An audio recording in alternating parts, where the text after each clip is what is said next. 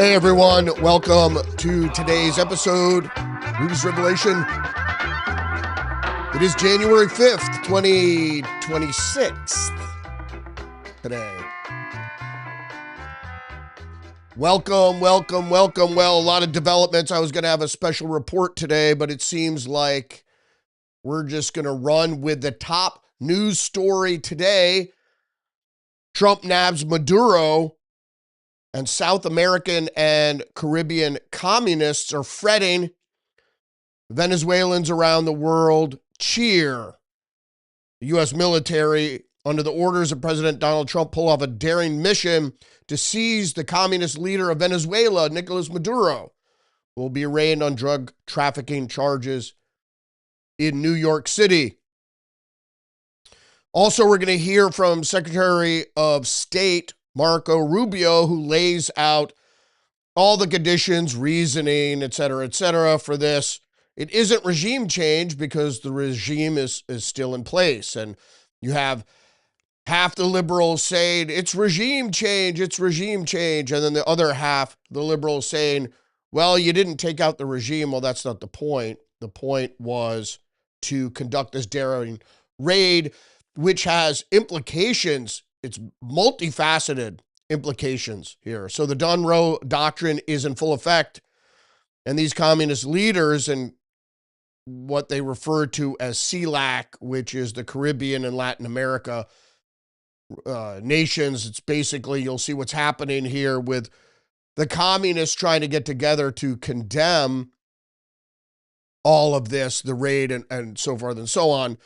So we got a bunch of different stuff coming at you, over 30 headlines to get through, as well as Marco Rubio's appearance on Face the Nation today. So why don't we read the headlines?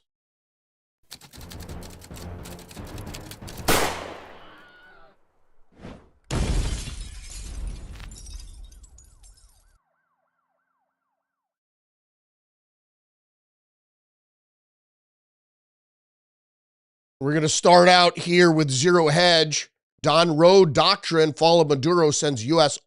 oil stocks soaring. This is to be expected. If you saw Donald Trump's briefing on this military operation, you could have easily have figured out what the game plan here was. Now, the game plan is, and has always been, if he's going to do anything militarily, Donald Trump is going to reap the economic rewards of such things. So we have effective control. The United States military has effective control over Venezuela. Now, what exactly does that mean? Well, it means a couple things. It means that we have an effective blockade of Venezuelan oil, which puts a stranglehold. You know, I'm going to let Marco Rubio explain it here, because that's the most important thing. So Marco Rubio was on Face the Nation, and he's going to explain. I don't need to explain it. Let him explain it. But the point is, we have effective levers to manipulate Venezuela, and if the people that are left in the regime do not play ball, well, we're going to have a cascade of consequence. Move on with a couple of headlines first, though. Reuters, Trump says second Venezuelan strike possible if government does not cooperate. Daily Mail, Venezuela's new leader, Delcy Rodriguez, is a hardline socialist who kept Maduro in power for years, and she's already making threats against Trump, so they say. Trump threatens Venezuela's new leader, Delcy Rodriguez, with a fate worse than Maduro if she doesn't work with the United States. As I explained early on, as soon as this happens, it's what are the players that are still in place going to do? Are they going to play ball or they're not going to play ball? BBC says, can Maduro's trusted lieutenant now work for Trump? In another unexpected development, Secretary of State Marco Rubio added that he had been speaking to Maduro's vice president, Delcy Rodriguez, who he said was essentially willing to do what we think is necessary to make Venezuela great again. One American News says U.S. intervention in Venezuela is the exact opposite of Iraq and Afghanistan. We're going to hear this from Marco Rubio also. I mean, we spent decades and decades and purchased in blood and got nothing economically in return, and President Trump flips the script.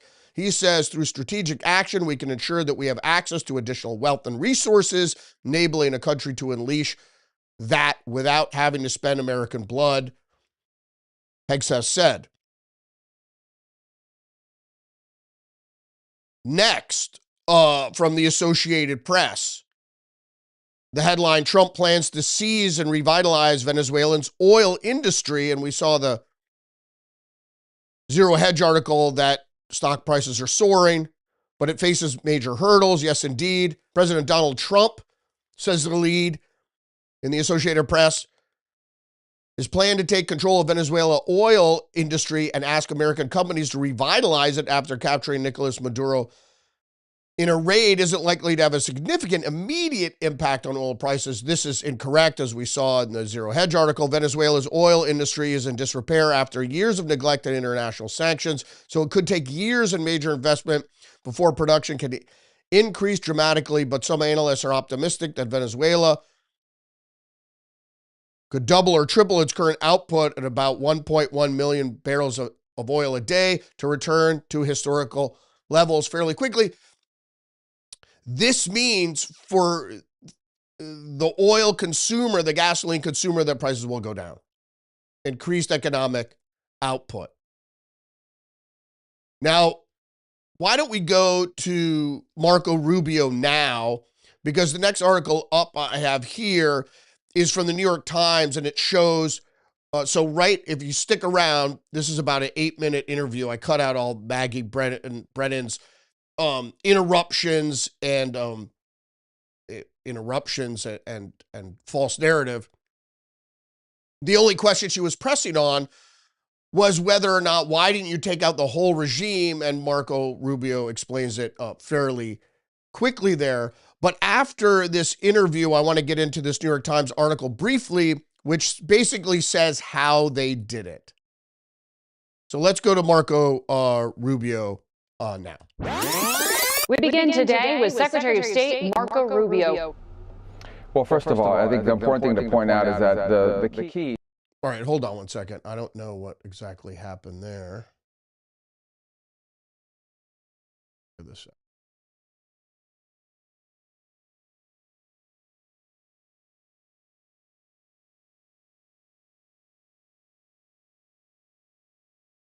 Huh. Should have worked fine. Yeah, I don't know what's happening here. Let's try again. We begin today with Secretary of State Marco Rubio.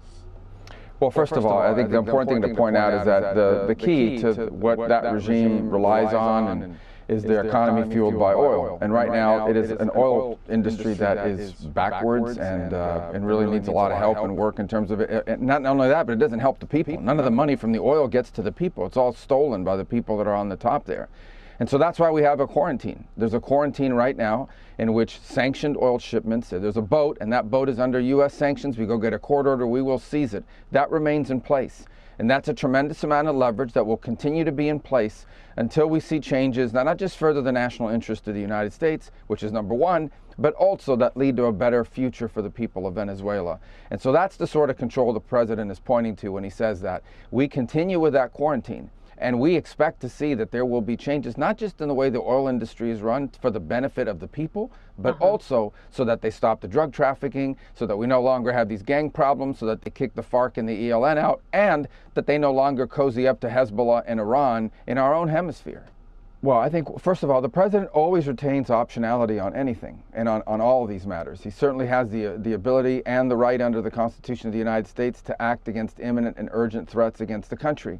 That said, and all of that said, right now, I think what you see is a force posture was one of the largest naval deployments in modern history, certainly in the Western Hemisphere. And it is capable of stopping not just drug boats, but stopping any of these sanctioned boats that come in and out, and really paralyzing that portion of how the regime, generates revenue. So that will continue to be in place. What the president has said, obviously, is, and I think what he's pointing to is that this obsession people have about boots and this or that. But he does not feel like he is going to publicly, rule out options that are available for the United States, even though that's not what you're seeing right now. What you're seeing right now is an oil quarantine that allows us to exert tremendous leverage over what happens next. If you are taking out the narco-terrorist regime. You're confused? You idiot! I don't know why that's confusing to you. They're still in power. It's very simple. You're not going to go in and wrap up. But you can't go. You're going to go in and suck up 5 people. They're already complaining about this one operation. Imagine the howls we would have from everybody else if we actually had to go and stay there 4 days to capture 4 other people. We got the top priority. The number one person on the list was the guy who claimed to be the president of the country that he was not, and he was arrested along with his wife, who was also indicted. And that was a pretty sophisticated and frankly complicated operation. It was. It is not easy to land helicopters in the middle of the largest military base in the country. The guy lived on a military base. Land within 3 minutes, kick down his door, grab him, put him in handcuffs, read him his rights, put him in a helicopter, and leave the country without losing any American or any American assets. That's not an easy mission. And you're asking me, why didn't we do that in 5 other places at the same time? I mean, that's absurd. I do think this is one of the most, daring, complicated, sophisticated missions this country has carried out in a very long time. Tremendous credit to the U.S. military personnel who did it. It was unbelievable. And tremendous success. And today, an indicted drug trafficker who was not the legitimate president of Venezuela, who we don't recognize, the Biden administration didn't recognize, 60-something countries don't recognize, the European Union doesn't recognize, and many countries in Latin America don't recognize. He was a indicted drug trafficker. He was arrested.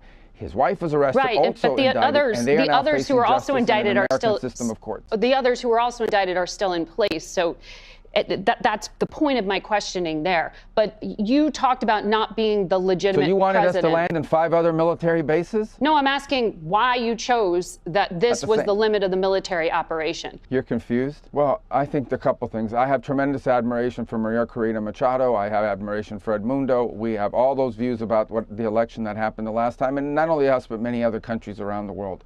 There's that. And there's the mission we are on right now. We have been very clear from the beginning, because I still think that a lot of people analyze everything that happens in foreign policy through the lens of what happened from 2001 to 2015 or 16. The whole, foreign policy apparatus thinks everything is Libya, everything is Iraq, everything is Afghanistan. This is not the Middle East. And our mission here is very different. This is the Western Hemisphere. Within the Western Hemisphere, we have a country, potentially a very rich country, that has cozied itself up under the control of this regime, has cozied up to Iran, has cozied up to Hezbollah, has allowed narco trafficking gangs to operate with impunity from their own territory, allows boats with drugs to traffic from their territory, and we are addressing that. And by the way, 9 million people in the largest mass migration event in modern history have left that country since 2014. But that regime is still in having place. An impact on us. Yesterday, but we're not just addressing the regime. We are addressing the factors that are a threat to the national interest of the United States. We are going to, our objectives when it comes to how Venezuela impacts the national interest of the United States have not changed, and we want those addressed. We want drug trafficking to stop. We want no more gang members to come our way. We don't want to see the Iranian, and by the way, Cuban presence in the past. We want the oil industry in that country not to go to the benefit of pirates and adversaries of the United States, but for the benefit of the people. We want to see all of that happen. We insist on seeing that happen. Did she and promise we are that? going to work to continue to see that happen. Let me just say that I'm not obviously going to have these conversations in the media. These are delicate and complicated things that require mature statesmanship, and that's what we intend to do. But our goals remain the same. The difference is that the person who was in charge, even though not legitimately, in the past was someone you could not work with. We just could not work with him. He is not a person that had ever kept any of the deals he made, broke every deal he ever made a fool out of the Biden administration on the deal they made with him. And we offered him on multiple occasions an opportunity to remove himself from the scene in a positive way. He chose not to do so. But his number two is now running the country. We're going to make an assessment on the basis of what they do, not what they say publicly in the interim, not what what they've done in the past in many cases, but what they do moving forward. So we're going to find out. You're asking me, do I know what decisions people are going to make? I don't. I do know this, that if they don't make the right decisions, the United States will retain multiple levers of leverage to ensure that our interests are protected. Yeah. And that includes the oil quarantine that's in place, among other things. Well, but we are going to judge moving forward. We're going to judge everything by what they do. There has to be a little realism here, okay? A transition to they've had this regime, they've had this system of Chavismo in place for 15 or 16 years. And everyone's asking why 24 hours after Nicolas Maduro was arrested, there isn't an election scheduled for tomorrow? I'm not going to publicly get into details about any of those things other than to tell you that our expectations remain the same. And we are going to judge whoever we're interacting with moving forward by whether or not those conditions are met. Of course we want to see Venezuela transition to be a place completely different than what it looks like today. But obviously, we don't have the expectation that's going to happen in the next 15 hours. What we do have an expectation is that it move in that direction. We think it's in our national interest and, frankly, in the interest of people of Venezuela. As far as oil, look, oil is critical, not just to fueling economies all over the world. It's critical to Venezuela's future. Their oil industry is completely destroyed. It's destroyed all those oil fields that used to produce a lot and wealth for their country and their people. Those things are decrepit. They're bankrupt. They need to be reinvested in. It's obvious. They do not have the capability to bring up that industry again. They need investment from private companies who are only going to invest under certain guarantees and conditions. That has to go to the benefit of the Venezuelan people. Right now, all of that wealth is stolen. It's stolen and it goes into the hands of oligarchs around the world and the oligarchs inside of Venezuela. A handful of people benefit from it. The people don't benefit from it. On top of that, it's very simple, okay? In the 21st century, under the Trump administration, we are not going to have a country like Venezuela in our own hemisphere, in the sphere of control and the crossroads for Hezbollah, for Iran, and for every other malign influence in the world. That's just not going to exist. All right, there you heard from Marco Rubio, Secretary of State of the United States, who laid it all out clearly that in our hemisphere, we're not going to have these type of countries being able to operate in such a manner that is antagonistic to the United States. It's the Monroe Doctrine, now dubbed the Don-roe Doctrine.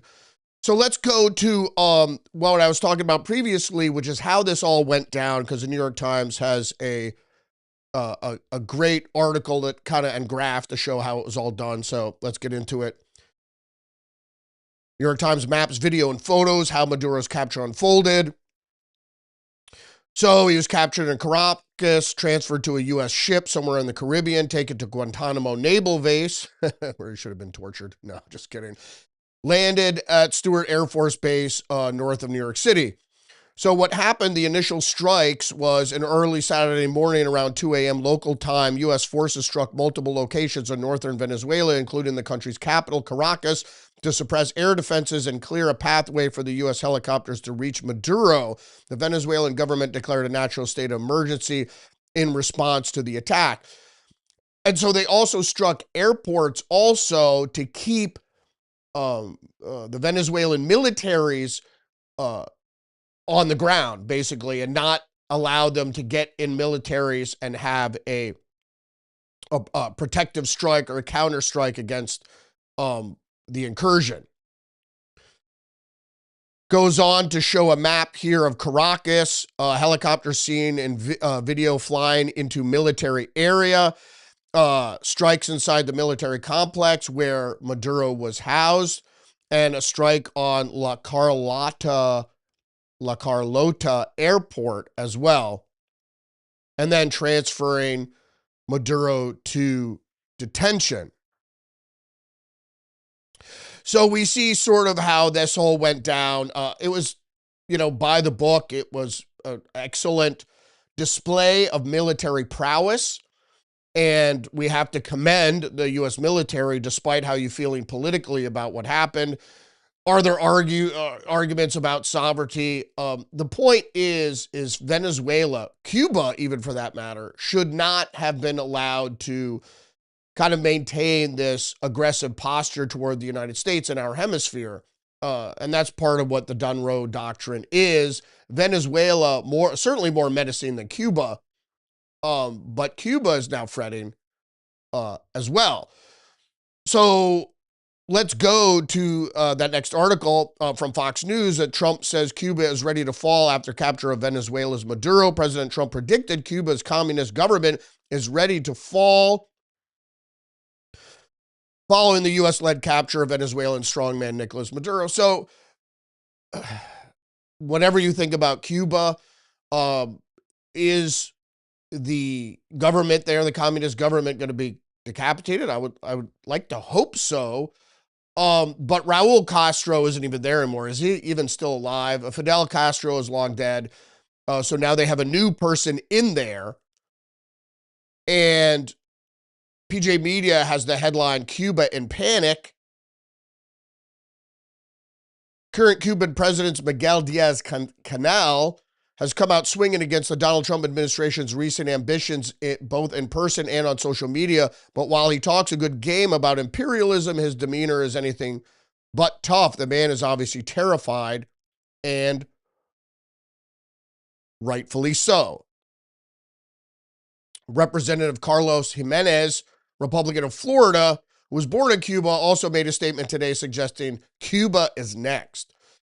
So this is what I was talking about before, is that there are many different facets about what something like this, when something like this is done, how it benefits you as an American citizen, presumably, or you living in the United States legally.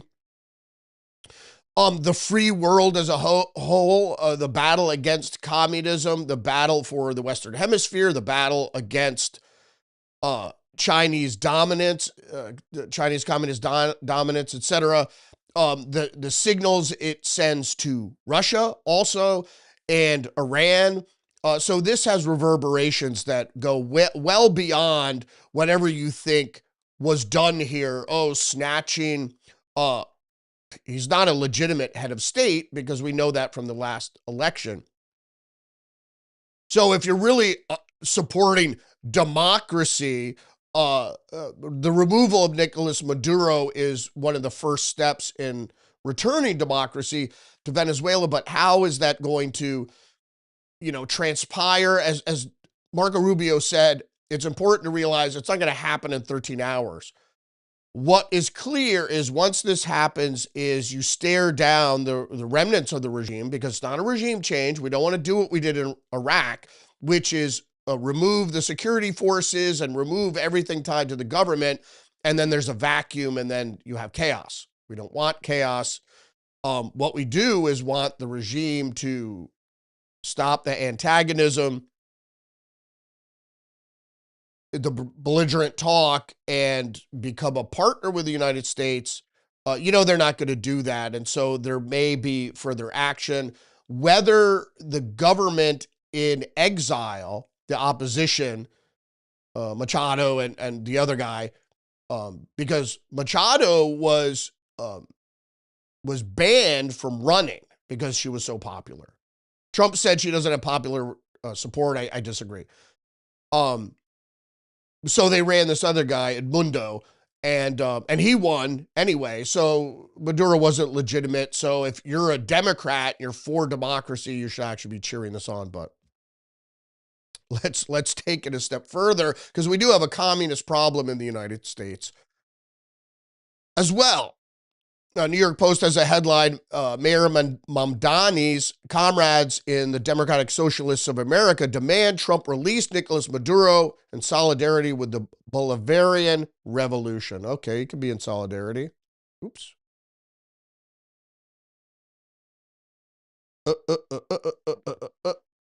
All right, I have to just fix something here. I have a very interesting article at the end of today's broadcast about more communists.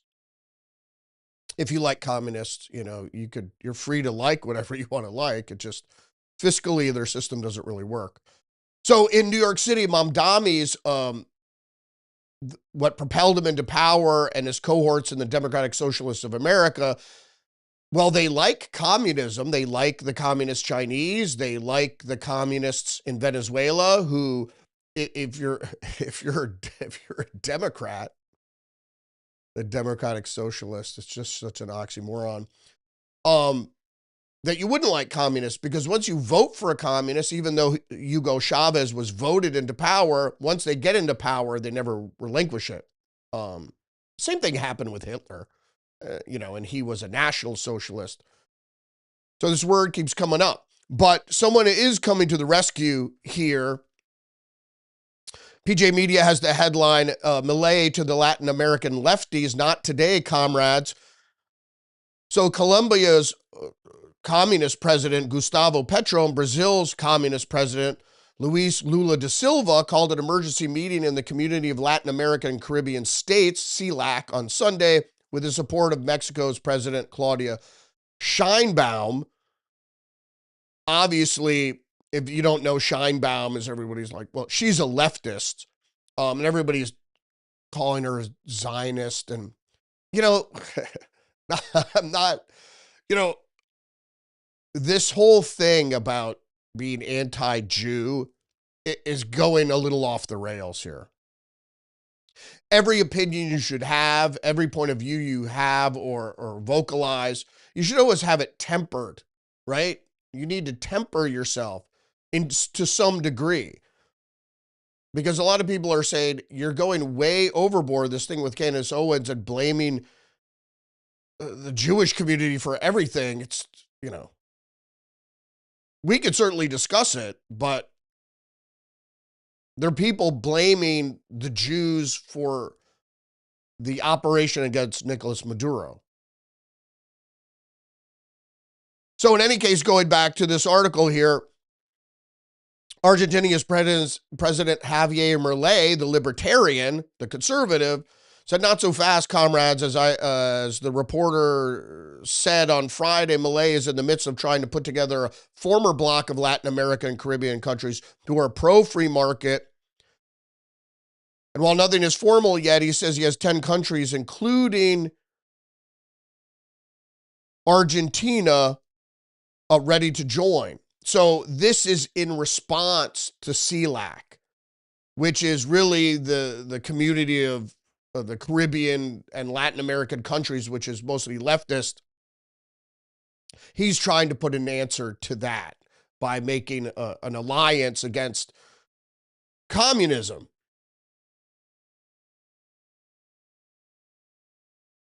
National Review has the headline, Trump's audacious Maduro raid sends a powerful message.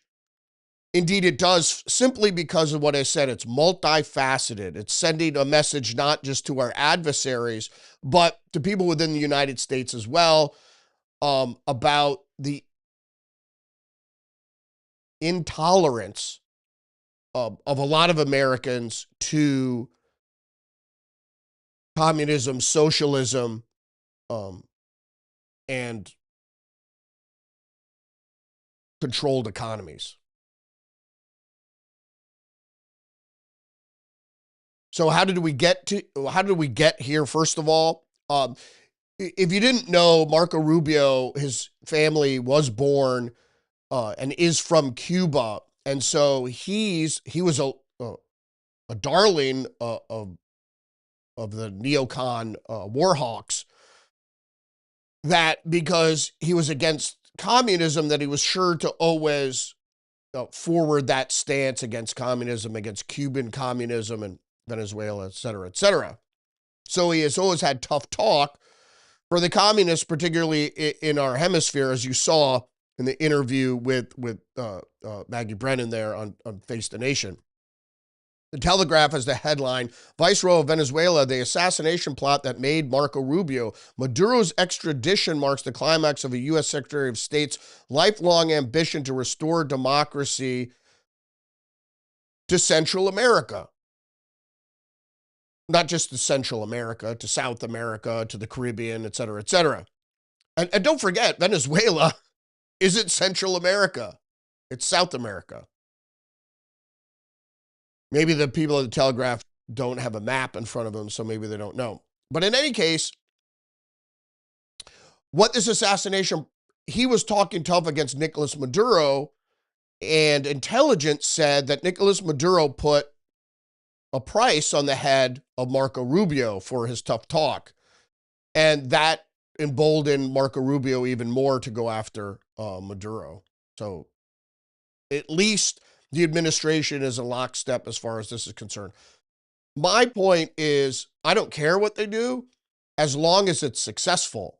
What you don't want is what Carter did in the deserts of northern Africa in a sandstorm where helicopters that were supposed to rescue the hostages in Iran were refueling in a desert sandstorm in North Africa, and there was a disastrous crash, and that ended the mission. That's what you don't want. What you'd rather have is you wake up one morning and it's been done. All right, let's move on. 5 years, just to change gears a little bit here, 5 years ago, after the 2020 election, Georgia is still ground zero for election integrity problems. 5 years after the 2020 presidential election, GOP-led Georgia is still facing repercussions from Fulton County issues, as the state is also under scrutiny by the Justice Department for voter roll maintenance. Georgia continues to face election integrity issues as more information regarding the 2020 election has come to light, while the state pushes back against federal oversight. And this is a Republican-led state, and that's the Ratzenberger guy who was butting heads with Trump. So there is something weird going on there.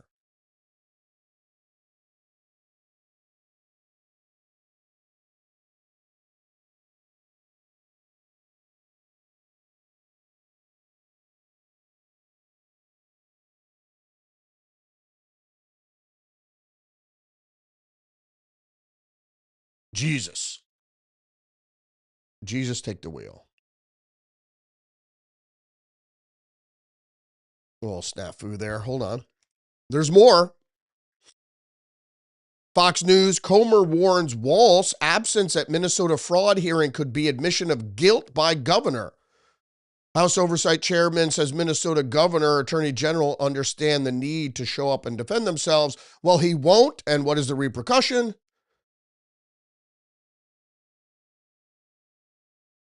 The repercussion is Tim Walz is expected to drop bid for re-election amid Minnesota Somali fraud probe. So he was supposed to have a press conference at 11. He's already had it, and he said he's dropping out of the race. So that's breaking news right now. So I just saw it on my phone. So that's certainly not surprising. We're going to get to some other Milwaukee news here in just a second.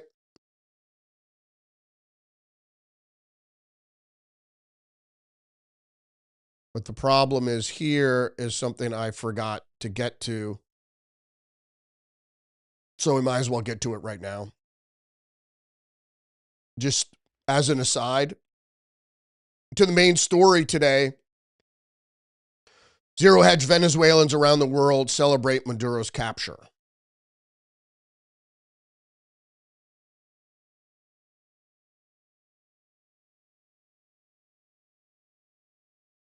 What the hell? Yeah, I was confusing that with that other Zero Hedge article. Which is, they are certainly in America, apparently a large contingent of Venezuelans who live in Miami went out to celebrate. So Venezuelans, the diaspora of Venezuelans, as Marco Rubio said, a record 8 million people left the country in recent years. 8 million. That's a lot. All right, anyway, back to, sorry about that sidestep there. Back to Milwaukee news, or I should say Wisconsin here. Post-millennial Milwaukee judge resigns after being found guilty of obstructing ICE arrest in courthouse. If you don't know who this is Hannah Dugan. And she was arrested charged and convicted of obstruction.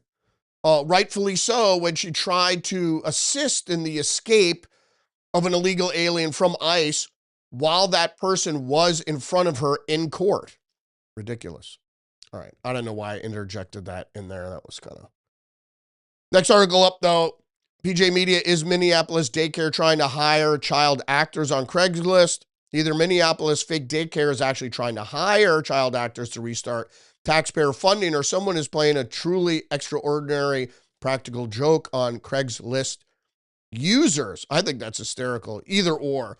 But apparently there's a Craigslisting that is saying because of white supremacy, we need to get back funding, and so we need child actors to pose as daycare recipients.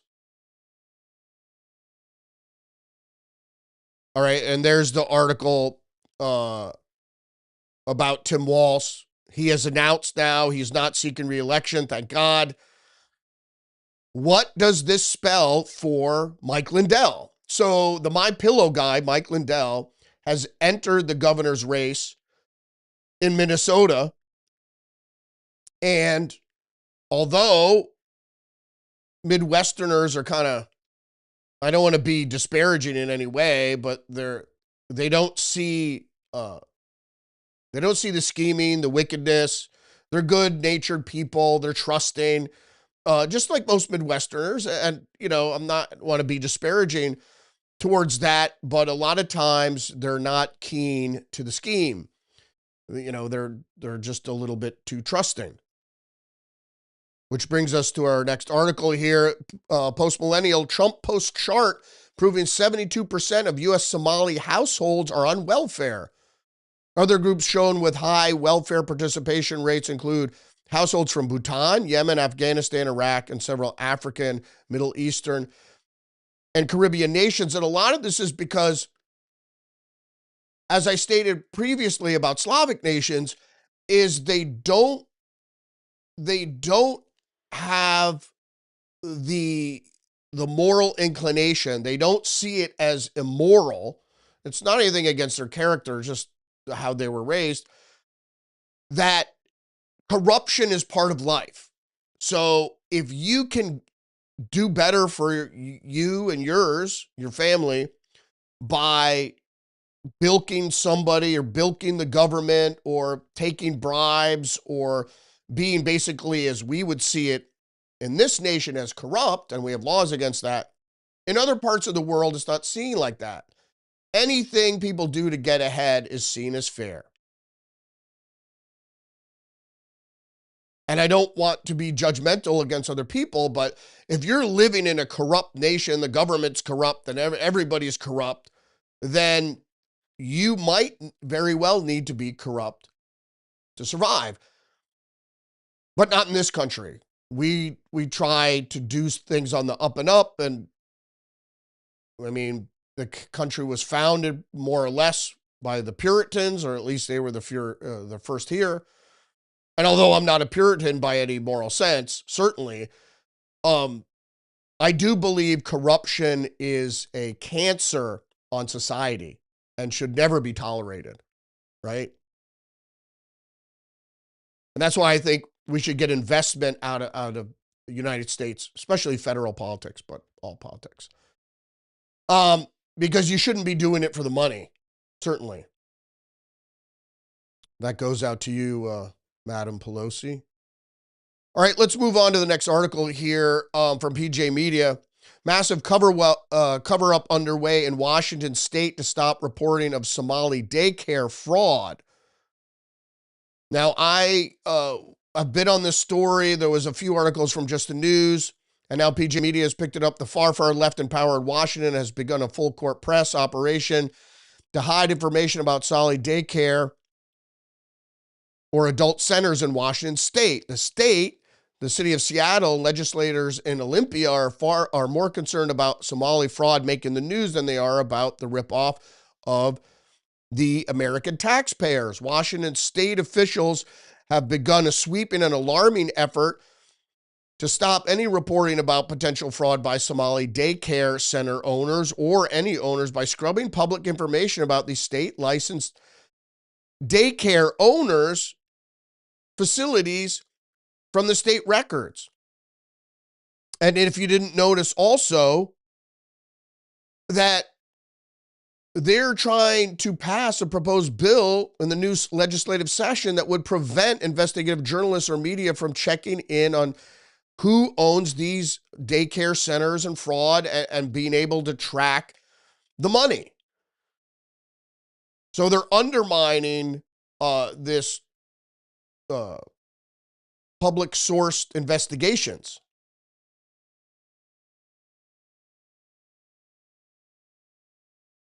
And there's more. This is where I messed up. There was a bit of swap here because this is the Minnesota article I wanted in place of the Milwaukee thing, which was Hannah Dugan, which was supposed to go down here.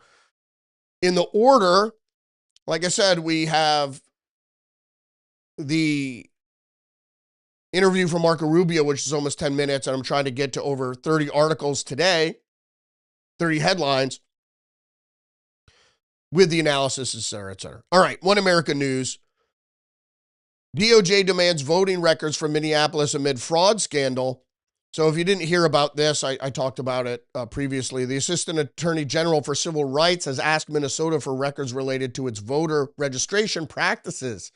On Friday, Harmeet Dillon shared a letter sent to Secretary of State Steve Simon requesting records pertaining to the state's vouching system. Now, if you didn't know what the vouching system was, it's where, like, you can go with people to register to vote, and even if they're not here legally or they're not citizens or can't vote, you can go and vouch for them and say, these people are good, and they will be summarily registered. So Harmeet Dillon goes on to say, today I sent Secretary Simon a letter demanding records pertaining to Minnesota's vouching system for voter registration pursuant to my authority under the Civil Rights Act of 1960. This system seems facially consistent with the Help America Vote Act of 2002. We'll see. I don't believe any of this shit.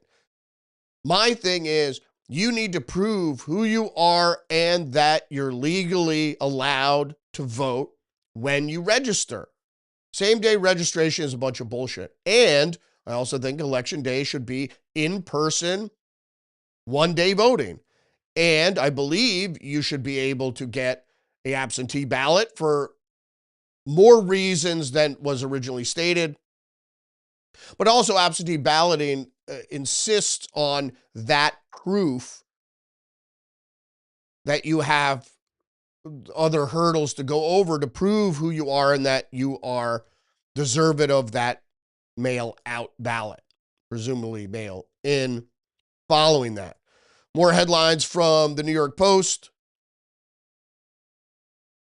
Man arrested after windows broken at J.D. Vance's Cincinnati home. An unidentified man. All right, well, they're skeptic. I'm skeptical right there because why is he unidentified man? Was arrested early Monday after windows were broken at a Cincinnati home of Vice President J.D. Vance. Secret Service spokesman Antonin Guglielmi confirmed the suspect was detained by members of the protective agency and taken into custody by local cops on suspicion of property damage. The residence was unoccupied at the time of the incident, and Vice President and his family were not in Ohio. Doesn't matter. This guy's a leftist, obviously, targeting a politician, conservative politician. Obviously, why wasn't he identified? They're not going to arrest him? Was he intelligence? He broke a window. Did he just throw a rock through a window? Is he a minor? It says he's a man. We don't know if he's a juvenile. Just sounds weird right off the bat. Anytime they don't release the name of a suspect that was apprehended in the commission of a crime, very suspect. Very, very suspect indeed. Who knows? Who knows why? We need explanation from this. But again, this is targeted violence. It's not violence against a person, but it's targeted violence against property. You could be violent, act violently towards property, damage property, etc. It's the same thing with burning Teslas and that sort of vandalism. It's certainly concerning. And it's mostly come from the left, and I'm going to get to this story at the end here. We're doing pretty good on time, so let us continue.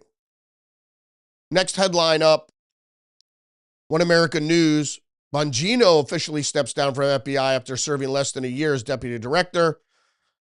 Dan Bongino officially stepped down from his post on Sunday after serving less than a year in his post with the Bureau. Bongino, former New York City police officer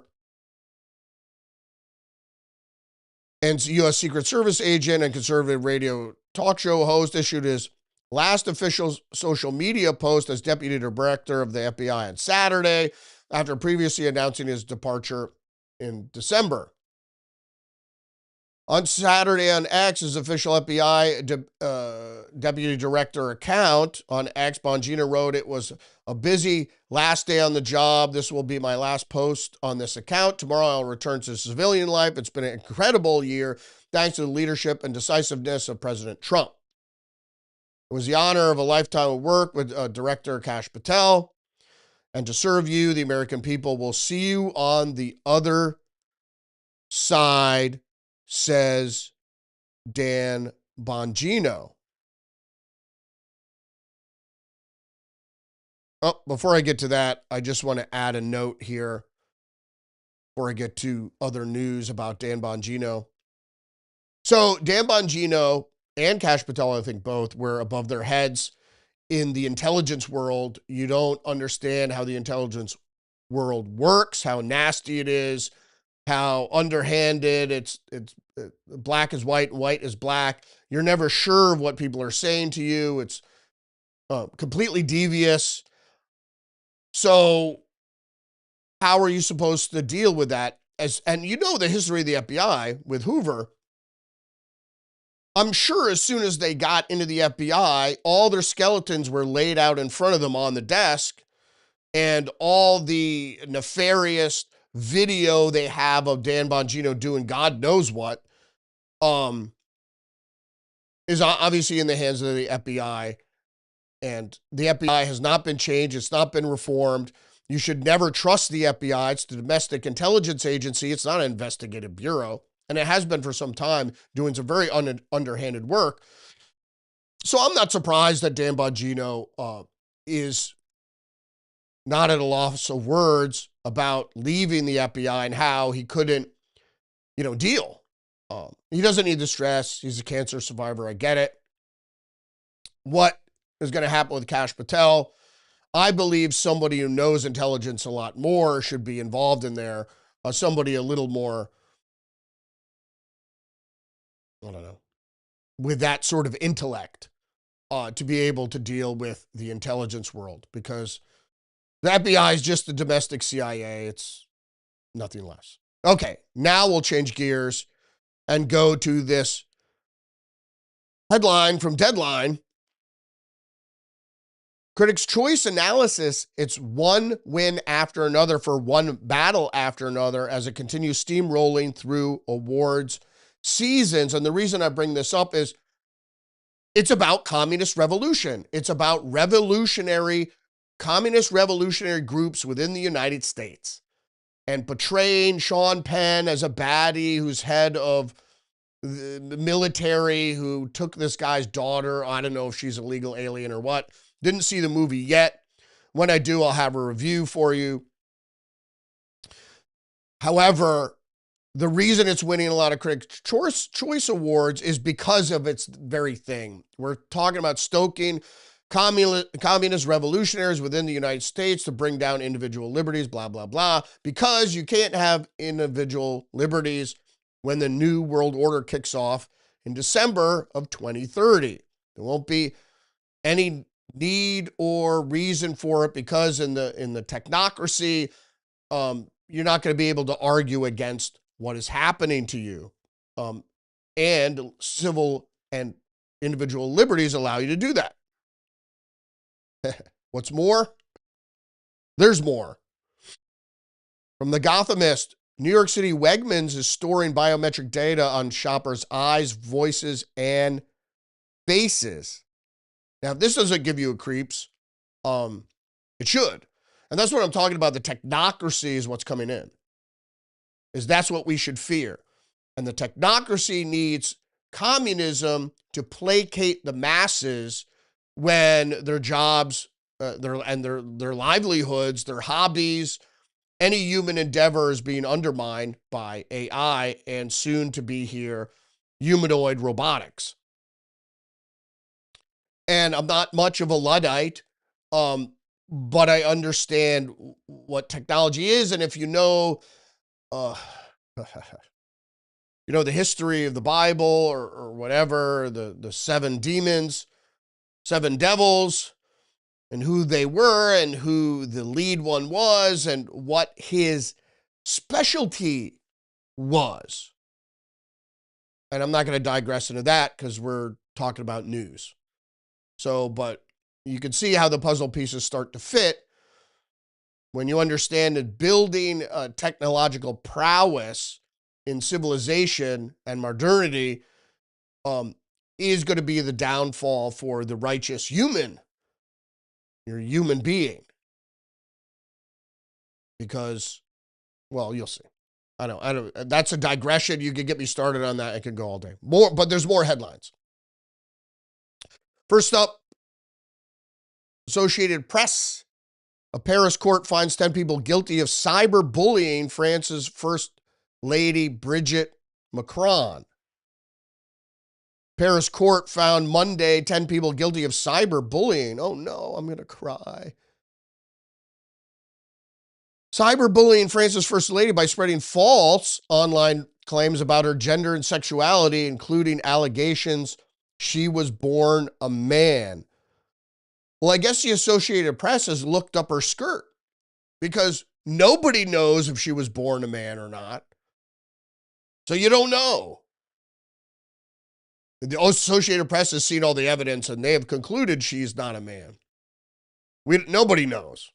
I mean, obviously, Candace Owens is firm in that belief, but who the fuck knows? And I don't really care.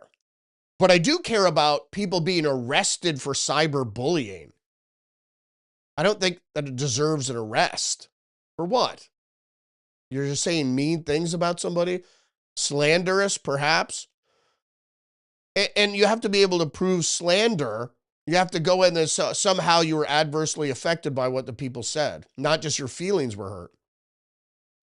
One defendant was sentenced to 6 months in prison, while 8 were handed suspended sentences and 4 and 8 months. All 10 were mandated to attend cyberbullying awareness training. I think the latter might be appropriate, but I don't think sentencing people to prison. The court pointed to particularly degrading, insulting, and malicious comments referring to the false claims regarding alleged trans identity and alleged pedocriminality targeting Brigitte Macron. Repeated publications have accumulative harmful effects. So you say. I don't say. I think there's a bunch of bullshit. Really. And the fact is that she's also weird because she's married to someone who's almost half her age, which is also pretty weird. All right, running out of time, so let's go ahead with this next article here. Zero Hedge, cut juice to ruling class. Left-wing militants claim grid attack on Berlin. The Atlantic was correct when it recently wrote, left-wing terrorism is on the rise, given the political assassination of Charlie Kirk in the U.S., and the protest industrial complex that has sparked riots and chaos last year and recent years, color revolutionary style operations backed by unhinged Democrats and their billionaire funded NGO universe. Which brings us across the Atlantic to Germany this Monday. In recent days, left-wing radicals from Vulcan Group, also known as the Volcano Group, attacked parts of the power grid in Berlin. triggering a blackout that affected roughly 35,000 homes and 1,900 businesses.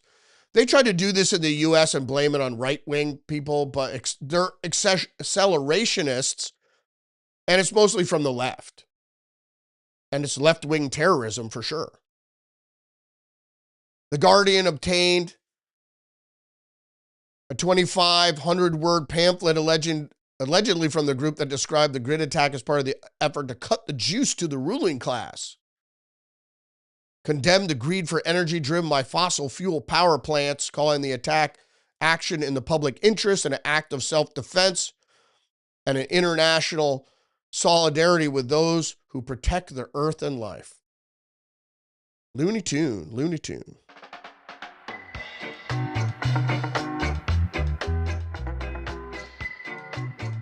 Thanks for joining me today. Don't forget to engage the channel, like, subscribe, leave a comment, share the podcast. We did it in about an hour. Over 30 articles and headlines went through with analysis, plus Marco Rubio. Thanks for joining me today. Don't forget to engage the channel. Remember, I'm here live streaming every day, Monday through Friday, 10 a.m. on Rumble and YouTube. Thanks to Scrooby and Scrappy to chime in on the live chat on YouTube.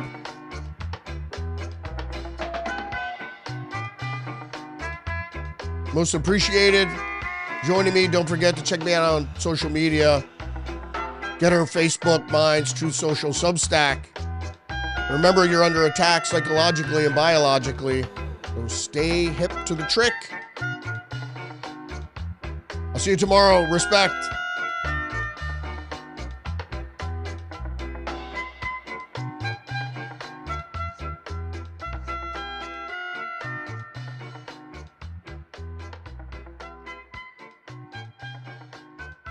This is all a conspiracy. Don't you know that it's a conspiracy there? This is all a conspiracy. Don't you know that it's a conspiracy there? The New World Order.